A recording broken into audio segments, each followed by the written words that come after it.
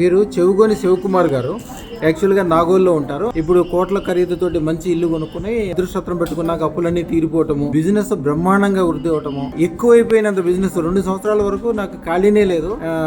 అంత బ్రహ్మాండమైన బిజినెస్ ఎప్పుడు ఊహించలేకుండా లైఫ్ అంతా చేంజ్ వచ్చింది. నాకు జీవితం అద్భుతంగా అనిపించింది స్వామి. అందుకని అని చెప్పి వారి మిత్రులను కూడా తీసుకొచ్చారు. అయ్యా మీ పేరు? అయ్యా. అమ్మ తమరి పేరు?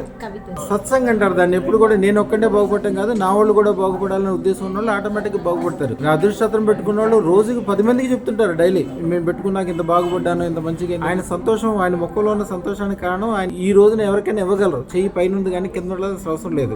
బిజినెస్ బ్రహ్మాండంగా సాగుతుంది. ఇక అన్ని రకాలుగా మంచిగా ఉండటం వలన ఆయన చాలా సంతోషంగా చెప్పడానికి వాళ్ళ బంధువులతో కూడా వచ్చారు. అప్పులన్నీ ఒక 6 నెలలు తీరిపోయాయి.